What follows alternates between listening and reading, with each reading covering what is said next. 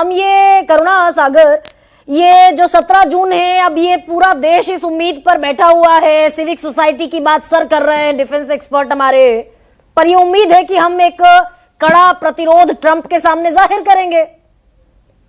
France गरिमा जी, आपको और आपके सभी दर्शकों को और मेरे फेलो पैनलिस्ट को नमस्कार। आप जैसे एक दो ही पत्रकार इस देश में बचे हैं जो सरकार से खुलकर सवाल करती हैं, और आपका खौफ ऐसा है कि बीजेपी अपने प्रवक्ता को भी नहीं भेजता है आपके प्रोग्राम में। तो देखिए, आज का सवाल यह है कि भारत इस युद्ध में इतना कमजोर क्यों दिख रहा है। 12 साल तक देश को विश्व गुरु की घुट्टी पिलाई गई, और हकीकत क्या है? हकीकत यह है कि भारत अपनी विदेश नीति खुद तय नहीं कर सकता है, अमेरिका के इशारों पर चल रहा है।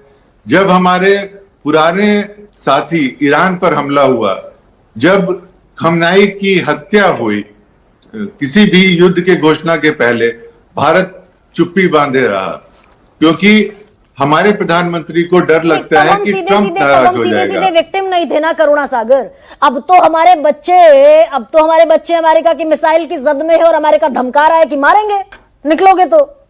वो मारे, वो तो बिल्कुल बेखौफ हो गया है। उसको इस समय कोई भी भारत से मॉरल या किसी भी तरह के दबाव की आवश्यकता नहीं है।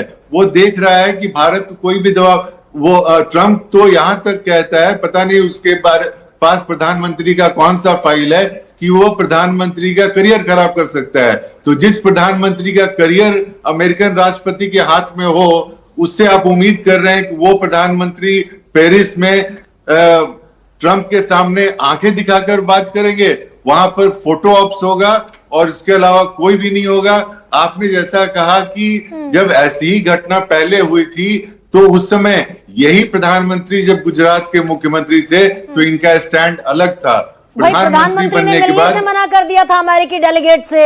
मैं करुणा आपसे भी सॉरी कह रही हूँ, समय आज मैंने आपको कम दिया। अनमोल पवार,